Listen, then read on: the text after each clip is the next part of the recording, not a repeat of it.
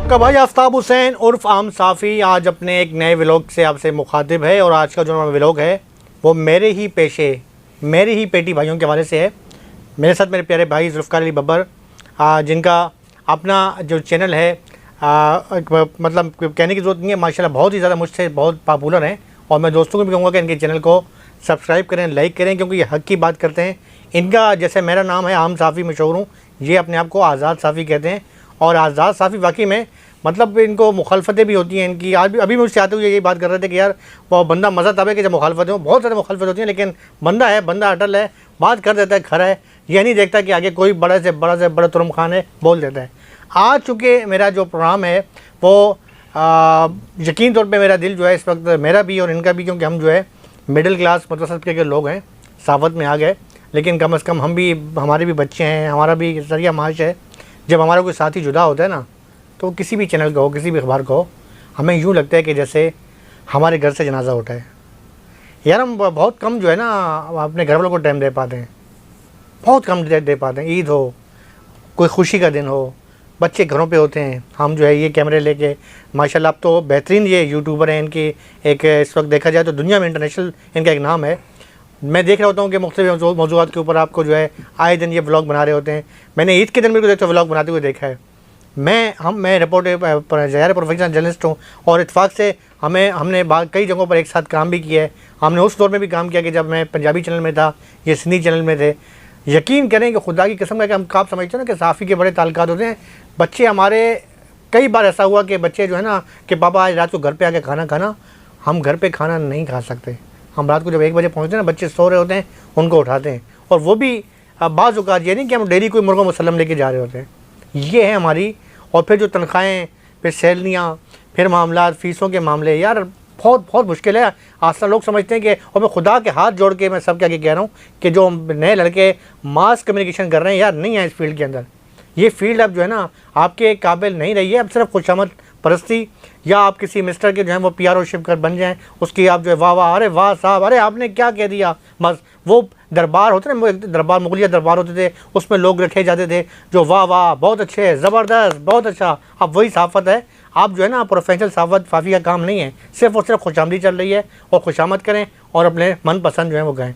मुझे चूँकि मुझे बब्बर भाई अक्सर कहते हैं कि बब्बर भाई वो बंदा है कि जो एक प्रोफेशनल, मैं भी अपनी बात करता हूँ कि मैं एक मिडिल में एक रिपोर्टर, आम से अखबार का एक रिपोर्टर था। मेरी सैलरी 2 या 3 हज़ार थी। मैं स्टेप बाय स्टेप चलता हुआ आज अल्लाह का शुक्र है मेरा यूट्यूब चैनल भी है, मैं एक चैनल पर भी हूँ। वही साहब जुल्फ़िकार अली बब्बर गए। बब्बर ये बताने में कभी है महसूस नहीं करता कि बब्बर ने रिपोर्टिंग भी की, बब्बर ने कैमरा भी उठाया। आज बब्बर माशाल्लाह यूट्यूब पर है, तो ये अपना माजी नहीं भूलता, बताता है कि हाँ यार मैंने तो कैमरामैन भी की है, मैंने तो रिपोर्टिंग भी की है, मैंने सड़कों पर धिक्के खाए हैं, आज यहाँ पर पहुँचे। आज एक हमारे कैमरामैन का इंतकाल हुआ है, और हम कल से जो है मैं देख रहा था ग्रुपों के अंदर कि शायद हमारी साफ़ी तंजीमें जो बड़े फ़ंड लेती हैं सिंध गवर्नमेंट से, मैं इंफॉर्मेशन से, कोई वहाँ पर दादत के लिए बंदा पहुँचे। ये आज की बात नहीं है, माजी में थोड़ा जाएँ, कई मैं साफ़ियों की बात कर सकता हूँ कि जिनकी रसाई नहीं होती है। सबसे पहले तो मैं उस हमारे जो साफ़ी हैं, ज़ाहिर इनकी एक सबका फील्ड रही है, इनके भी ज़ाहिर अच्छे दोस्त होंगे। बब्बर साहब एक वाक़या जो हुआ है, यकीन तौर पे मैं डीप में नहीं जाऊंगा, कुछ ना कुछ तो परेशानी होती है, डिप्रेशन होते हैं, ब्रेन हेमरेज हुआ है, क्या कहेंगे इस सवाल से आप? सबसे पहले तो आपका बहुत शुक्रिया कि आपने इस काबिल समझा कि मुझे अपने प्रोग्राम में इतने बड़े प्लेटफॉर्म पर मदऊ किया। और यकीनी तौर पर हम लोग बिल्कुल ग्रास रूट लेवल से ही आगे आए हैं, बल्कि कैमरामैन तो आपने कहा, कैमरा मैन भी बनना कोई एक 1 डे का काम नहीं होता, उससे नीचे के स्टेप भी यकीनी तौर पर मैंने फॉलो किए हैं। मैंने सहाफ़त से मुतालिक काफ़ी शोबों पर काम किया है, एंटरटेनमेंट में भी, न्यूज़ में भी, और जो है ज़ाहिर कैमरामैन रिपोर्टिंग में, और बायसीत एक कंटेंट क्रिएटर कहें, यूट्यूबर या जो भी होस्ट कहें। अच्छा, बात जिनकी बात कर रहे हैं, जियो से इनका ताल्लुक़ था, और मुझसे ये एज में भी छोटे थे, और फील्ड में भी ज़ाहिर हम लोगों से जूनियर थे। इनके बारे में जो मालूमात इस वक्त तक हैं, 38,000 रुपये इनकी टोटल सैलरी थी। अफसोस के साथ ये कहना पड़ता है, जियो जैसा इदारा जो सबसे बड़ा पाकिस्तान का इदारा है, इसमें कोई शक नहीं है, सबसे हम इसको प्रोफेशनल इदारा जंग ग्रुप को समझते हाँ, रिपोर्टर ख्वाहिश होती है कि मैं जियो में जॉब करूँ। सिर्फ रिपोर्टर नहीं, चाहे वो एंकर हो, कैमरामैन हो, फोटोग्राफर हो या एडिटर हो, मतलब अगर वो जंग में जिसने इंटर्नशिप पे भी काम कर लिया तो समझे उसने पता नहीं क्या कर लिया। तो अफसोस होता है कि सबसे बड़ा मीडिया ग्रुप पाकिस्तान भर का, जिसको ना सिर्फ जंग वाले कहते हैं, मैं खुद भी कहता हूँ मेरा ताल्लुक जंग ग्रुप से नहीं है, मलिक आफ्ताब साहब भी यही कहते हैं, वहाँ पर मिनिमम वेज से कम, यानी कि आप एक इंजीनियर किस्म के आदमी को आप मज़दूर से कम, दिहाड़ीदार मज़दूर से कम सैलरी दे रहे हैं, जबकि उस दिहाड़ीदार मज़दूर को जहाँ पर वो कोई बेलचा लेके जाता है, जहाँ पर वो दीवार बनाता है, वहाँ पर उसको कोई खाना दे देता है, कोई चाय पिला देता है, वहाँ पर उसको उस तरह की ड्रेसिंग नहीं करनी पड़ती। यहाँ पर इसकी 38,000 रुपये सैलरी थी, किराए का मकान था, बच्चे थे, वाइफ थी। इन्हीं चीज़ों की वजह से, क्योंकि रेंट का घर था, इश्यूज़ हुए और वाइफ अपने मेके गई हुई थी। और ये एक बात कुछ लोगों को पता है, शायद कुछ को ना भी पता हो, कि ये बेसिकली चाइल्ड आर्टिस्ट भी थे। हाँ बिल्कुल बिल्कुल। तो आपको पता है कि आर्टिस्ट और जर्नलिस्ट जो होते हैं वो इंतहाई हसास होते हैं। तो फिर अब जाहिर सी बात है, अकेले घर में 100 किस्म की सोचें, तन्हाइयाँ, जबकि बड़े सोबर और संजीदा किस्म के इंसान थे। और मुझे तो यकीन करें बिल्कुल यकीन ही नहीं आया, मैं तो हैरान हो गया जब दोस्तों से मुझे पता चला। और तो देखें, अगर उसका पोस्टमार्टम कराएं तो ब्रेन हेमरेज उसकी मौत की वजह निकलेगी, लेकिन अगर उसकी आप केस को स्टडी करें इंसान की हैसियत से, तो मैं समझता हूँ कि बेहिसी उसकी जो है रिपोर्ट में आना चाहिए। बेहिसी रिपोर्ट में आएगी। हम लोगों के रवैये, हम लोगों के बिहेवियर, हम लोगों का जो सेल्फिश रवैया होता है, जो ला ताल्लुक़ी होती है, हम लोग आज हमारी तंजीमें सिर्फ इस किस्म के प्रोग्राम करा के जस्ट फार्मेलिटी पूरी करने में होती हैं कि हमने अगर मुजाहरा भी करा लिया तो 8 आदमियों को या 15 आदमियों को इकट्ठा करके तो बहुत बड़ा कमाल कर दिया। बहुत सारे इदारों में सैलरियाँ नहीं मिलती हैं, सैलरियाँ लेट मिलती हैं, बहुत सारे इश्यूज़ होते हैं, बहुत प्रॉब्लम होती है, बहुत टेंशन ज़्यादा माहौल में काम करते हैं। पूरी दुनिया बारिश में जो है घरों पर एंजॉय कर रही होती है, मैं बेगम के साथ बैठकर पकोड़े और चाय खा रहे होते हैं, लेकिन सहाफ़ी को कहा जाता है कि आपने आज जल्दी पहुंचना है, कैसे भी पहुंचे, और वापसी का आप घर पे बताकर निकलें कि आपके आने का कोई पता नहीं है। बिल्कुल ऐसा ही है, ऐसा ही है ना, या कोई स्ट्राइक है, हड़ताल है, हालात ख़राब हो गए, ज़लज़ला हो, कोविड हो, स्ट्राइक हो, इलेक्शन हो, मुहर्रम हो, यानी कि मुहर्रम में हर बंदा अपने घर में बैठना चाहता है, पर्सनल कोई इबादत करना चाहता है एज ए मुसलमान, लेकिन यहाँ पे ना आप इबादत कर सकते हैं, ना आप जो हमारे शिया दोस्त हैं वो यानी कि ना आज़ादारी कर सकते हैं। अगर जो मीडिया में रबीउल अव्वल आ रहा है, रबीउल अव्वल मिलाद में नहीं जा सकते, ठीक है, जो मिलाद में जाना चाहे वो मिलाद में जो है वो रोज़ा नहीं रख सकते, तरावी नहीं पढ़ सकते, ऑफिस के अंदर नमाज पे बड़ी। लेकिन एक तरफ जो आम तौर पर लोग देखते हैं कि एक सहाफ़ियों का वो तबका जो करोड़पति और अरबपति है, इसमें कोई शक नहीं है, और दूसरी तरफ ये हकीकतें हैं। आपको याद होगा, मैं जिक्र से बात छड़ी, चूँकि मैंने जब सहाफ़त में आया तो मैंने क्राइम रिपोर्टिंग की हैसियत से आगाज़ किया था, और मुझे आज भी फ़ख्र है कि मैं क्राइम रिपोर्टर की हैसियत से, और मेरे अब भी कई पुराने दोस्त जो क्राइम की बीट करते थे। एक नाम था वहीद मलिक। यकीन माने कि अल्लाह ताला उसे जन्नत फिरदौस में आला मकाम अता फरमाए। बबर भाई भी उससे बखूबी जानते होंगे। छोटा सा मेरी उसका घर था, बला का ज़हीन लड़का, बला का ज़हीन, यानी ये वो कि मोबाइल उसके हाथ में होता था, मोबाइल, और पूछते थे यार वो डीआईजी ट्रैफिक कौन है, वो फट नंबर बोल देता। अच्छा यार जैक्सन थाने का नंबर क्या है, कुछ नंबर तो हमें भी याद हो गया, 281 ईदी का नंबर, ये तो खैर आम थे, लेकिन पूरे कराची के 110 थानों के नंबर, हेड मोरल का नंबर, SHO के नंबर, मतलब क्राइम ऑर्डर था। उसकी बड़ी अच्छी सोच थी, और आज फील्ड के अंदर जो बड़े बड़े नाम हैं क्राइम रिपोर्टिंग के अंदर, जो अपने आप को सीनियरिटी का नाम लिखते हैं और बड़े फ़ख्र से कहते हैं, अब वो शायद कुछ तो तस्लीम भी करते हैं और कुछ नहीं भी करते, तो उन्हें तस्लीम जब वो घर पे बैठते होंगे और कहीं सोचते होंगे तो उन्हें वहीद मलिक याद आता होगा। Waheed Malik is a most senior, बहुत अच्छा लड़का था, लेकिन सिर्फ़ और सिर्फ वो लियारी का रहने वाला, मेरा पड़ोसी, मिडिल क्लास, मुतवसत तबके का था और आखिरी वक्त जो है वो इंतहाई जो है कस्मा परसी के आलम में उसकी डेथ हुई है। जो है इसका एक पाँव जो है वो शुगर की आवाज़ से जो है वो वजह से जो है वो बुरी तरीके से माजूर हो चुका था। मैं मानता हूँ कि कुछ साफ़ी तंजीमें जिसमें हमारी CRA है, क्राइम रिपोर्ट इंस्टीट्यूशन जो है अब वो गाय बगाए उसकी मदद भी करती हैं और भी कुछ लोग जाते हैं जो उसके पुराने दोस्त से मदद कर रहे हैं, लेकिन ये इसका हल नहीं है। महकमा इत्तलात सिंध जो सिर्फ और सिर्फ इस मामले के लिए सहाफ़ियों के लिए बना है, यार बब्बर वो क्या कर रहा है? उनको ये साफ़ी नज़र नहीं आता कि जो कोने कोचों में राजा तारिक साहब का इंतकाल हो गया, SM इरफान के घर पे जाके किसी ने पूछा है कि भाई इनके मामलात कैसे चल रहे हैं? अल्लाह का शुक्र है कि SM इरफान का काफ़ी मामलात जो हैं देखिए माने, जो अच्छी बात है हम उसको मानेंगे। ये भी इस बात को मानेंगे कि हाफिज़ तारिक महमूद साहब जो हमारे साबिक DN थे, उन्होंने किसी हद तक उनकी बहुत जो है वो ना सिर्फ हेल्प की, ज़ाती हैसियत उनकी हेल्प की, मैं इस बात को तस्लीम करता हूँ, ठीक है। इसके अलावा राजा तारिक साहब के हवाले से भी जो कहा जाए तो उनकी बेटी को हमारी चैनल में न्यू जॉब दी गई थी, ये चैनल अच्छी बात है, वो बात क्यों छोड़ गई वो अलग बात है। लेकिन भाई महकमा इत्तलात क्या कर रहा है, इंफॉर्मेशन डिपार्टमेंट क्या कर रहा है? जो बड़े बड़े फंड मुख्तस किए जाते हैं सहाफ़ियों के लिए, जो बड़े बड़े पेट वाले और जो है वो नाम नहाद सहाफ़ी लीडर कि जो सिर्फ और सिर्फ गिद्ध की तरह चिमट के बैठे हुए हैं वहाँ पे इन्फॉर्मेशन में कि यहाँ से हमने हटना नहीं है, एल्फी लग गई है हमारी सीट के ऊपर, कोई और ना आए, बस वो जो वो कहते हैं कि जब तक हमें अल्लाह ना उठाए किस सीट पर कोई और ना आए, ये वो लोग हैं, ये वो नासूर हैं, उनकी वजह से जो है ना हमारे सहाफ़ी जो हैं उनकी डेथ होती है, कोई पूछने वाला भी नहीं होता, कलमा परसी भी होते हैं। बाबर साहब क्या कहेंगे इस हवाले से? सर देखें, जो आपने कहा कि इंफॉर्मेशन डिपार्टमेंट क्या कर रहा है, तो इंफॉर्मेशन डिपार्टमेंट मेरा ख्याल है कि जो उसको टारगेट दिए गए हैं इस वक्त गवर्नमेंट की तरफ से तो वो बखूबी निभा रहे हैं। अब उनको टारगेट ये दिए गए हैं कि आप सहाफ़ियों में फूट पैदा करें, आप चापलूस सहाफ़ियों को आगे बढ़ाएं, आप ये देखें कि हमारी फेवर के कौन हैं और ये देखें कि कौन हमारी मुखालफत में, तो उनको निशान इबरत बनाना है। अब उनका सिर्फ ये काम रह गया है। जो हमसे सीनियर, आप भी वैसे तो मुझसे पहले के हैं, मुझसे सीनियर हैं थोड़े, मैं जब आया था तो मलिक आफ्ताब साहब मुझसे पहले के थे, लेकिन एक टाइम मुझे भी हो गया, तकरीबन 25 साल मुझे भी हो गया। हमसे जो सीनियर बेज था, हमसे पहले वाला था, तो वो किसी गवर्नमेंट पार्टी में या किसी, जो मैं समझ सका हूँ, या मिनिस्टर के पास बैठकर खाना खाना या उसके पास बैठना ऐप समझा जाता था, बुरा समझा जाता था। फिर जो हमारे वाला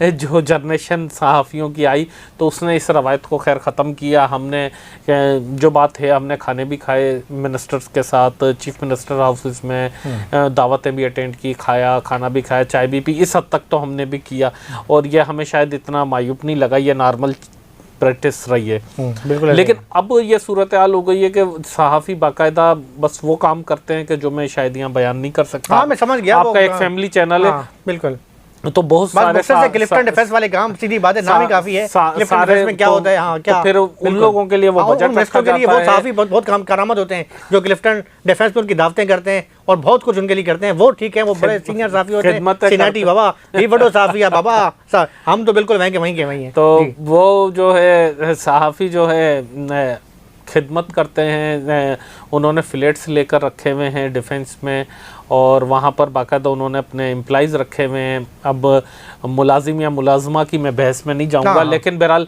वहाँ पर जब सेक्रेटरी लेवल के अफसरान भी या मिनिस्टर या MPs MNA भी जाते हैं, फिर उनकी खातिरदारी होती है, उनकी फाइलें भी होती हैं, उनकी खिदमतें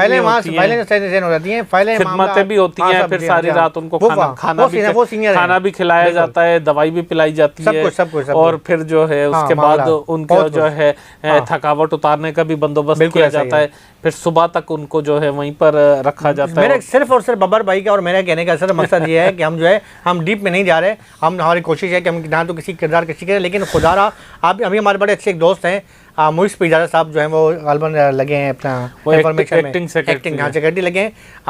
माशाल्लाह सिंध जो है जब IG सिंध कमाल शाह साहब थे तो उस वक्त जो है वो डायरेक्टर थे, वो प्रेस थे, बड़े अच्छे उनको हमारे रास्ते में, इनकी भी बड़े अच्छे मरासम हैं, उनको प्यार से हम डॉक्टर भी कहते हैं। वजह यह है कि वो होम्योपैथिक के बड़े बेहतरीन डॉक्टर भी हैं और शोभा उन्होंने मतलब ये चुन लिया। खैर बहरहाल बड़े मुखलिस आदमी हैं, उनके आगे भी हम दरख्वास्त करते हैं।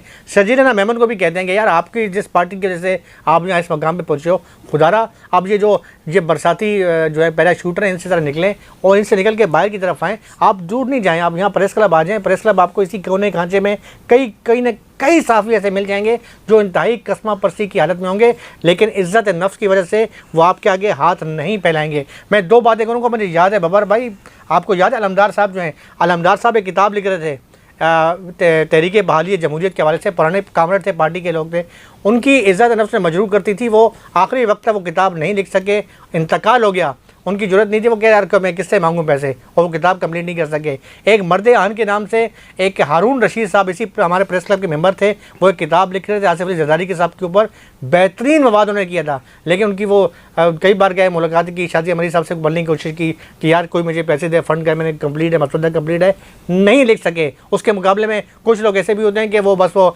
इससे लिखा, उससे पकड़ा, ये बना के बाना वो लिख के किताब, और वो जो मिस्टर जो उसके अफ्जा कर रहे होते हैं, उन्हें फ़ंड भी जारी कर रहे होते हैं, वो लाखों रुपये जो तनख्वाहें ले रहे हैं उन्हें जो है वो हर साल मिल रहा है। इससे निकलें, खुदा का वास्ता है कि मैं हाथ जोड़ रहा हूँ। ये सहाफ़ियों को तो हम, मेरे ख्याल में शायद हमारे नसीब में लिखा हुआ है कि जो प्रोफेशनल जज है उसने इसी किस्म परसी में बनना है, लेकिन आपने भी अल्लाह ताला को जवाब देना है। आप आज इस सीट पर हैं, अगला जहान जो है ना वो बड़ा ख़तरनाक है, अल्लाह ताला के यहाँ हिसाब है, और बड़ा सख्त वहाँ पर जो है ना कड़ा हिसाब है। खुदा के लिए अपनी सीट का ख्याल रखें।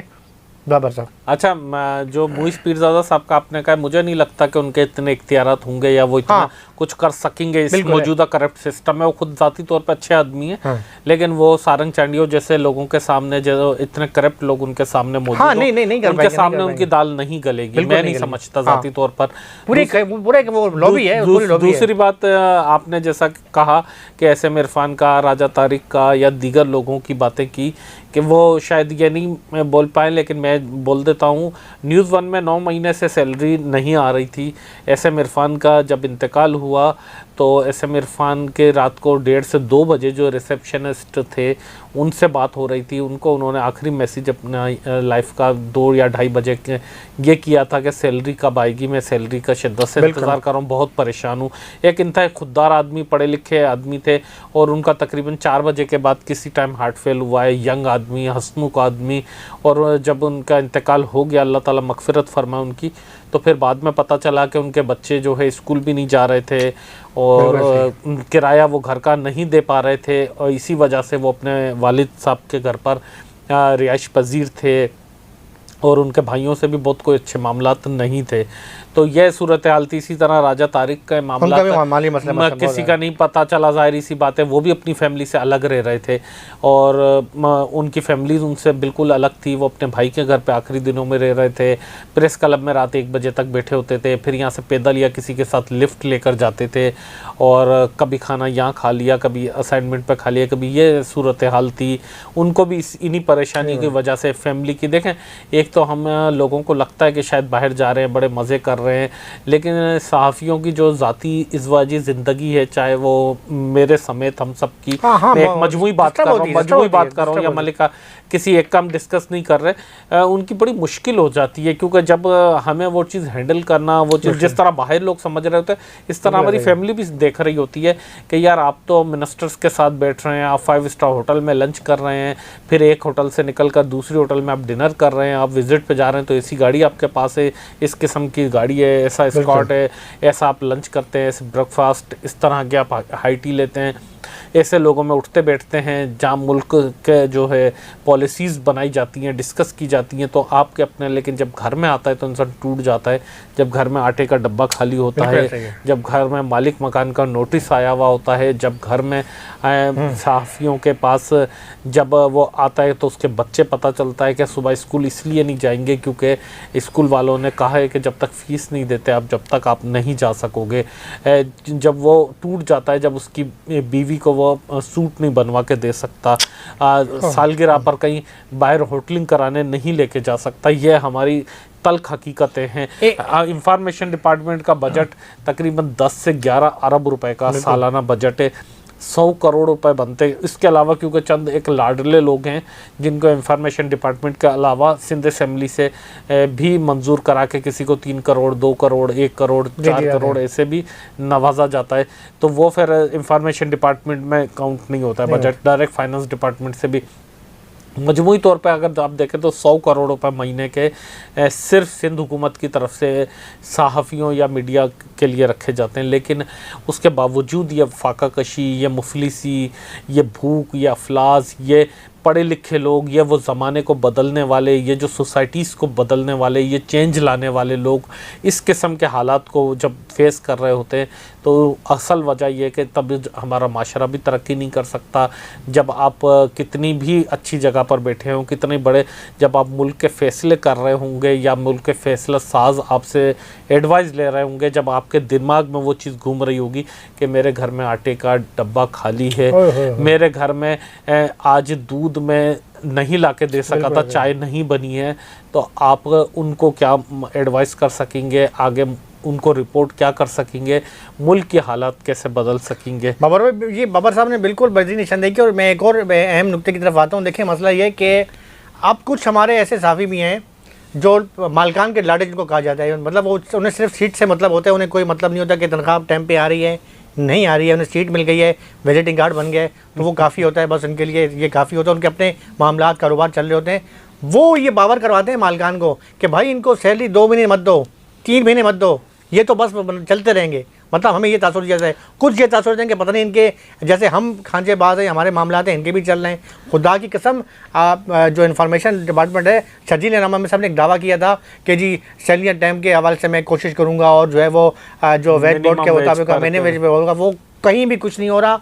मालकान अपनी मर्जी कर रहे हैं। शर्जील मेमन साहब के जो अपने चैनल हैं, हाँ, वहाँ पर भी उस पे इम्प्लीमेंट नहीं हो रहा, बिल्कुल नहीं हो रहा। सैलरी टाइम जो ना, सिर्फ सैलरी जो टाइम पे ना मिलने की वजह से मैं कहता हूँ 90% हमारी जो वर्किंग जर्नलिस्ट है, चाहे वो रिपोर्टर है, चाहे वो कैमरामैन है, चाहे वो डेस्क का बंदा है, वो ज़हनी डिप्रेशन का शिकार है, या वो खुदकुशी कर लेता है, या उसका ब्रेन हेमरेज हो जाता है, मर जाता है। आप लोग जो हैं वो अमीर से अमीर होते जा रहे हो। वही आम सी बात है ना कि पोश साफ़ी सियासत में, वर्कर जर्नलिस्ट आफत में। असल में बात यह है कि देखें, जो आपने कहा ना, हम लोगों को, वो लोग जो आप जिनका कह रहे हैं पैराशूटर, वो प्रोफेशन है उनका, ये वो प्रोफेशन है। हमारा प्रोफेशन नहीं है, हमारा ये पैशन है। पैशन, बिल्कुल। हम पैशन के तहत इसमें आए हैं, हम चाहते हुए भी इससे अलग नहीं हो पा रहे। हमारे मास के साथ ये जुड़ा हुआ है जर्नलिज्म, नहीं तो और बहुत सारे काम हैं जिसमें पैसे से ज़्यादा हैं, जिसमें फ़ायदे बहुत ज़्यादा हैं। आपने देखा होगा, जब हम बोल सकते हैं, लिख सकते हैं, बात कर सकते हैं, इतने बड़े बड़े लोगों को चैलेंज दे सकते हैं, यानी कि इतने कोई हमें डर खौफ की भी आदत नहीं है। तो जब इतने मुश्किल हालात फेस कर रहे हैं, तो हम कोई भी काम करें, इससे शायद बेहतर पैसा तो कमा सकते हैं। लेकिन हमारा जो है ये पैशन है, प्रोफेशन नहीं है। कुछ प्रोफेशन के तौर पर जो लोग आते हैं, उन्होंने इस पेशे को ख़राब किया है। नहीं तो ये पैगंबरी पेशा है, और सहाफ़त जो है सहीफ़े से निकला है बेसिकली। तो ये तमाम ही पैगंबरों का जो है ये सुन्नत का पेशा है, अगर इसको सही तरीके से किया जाए।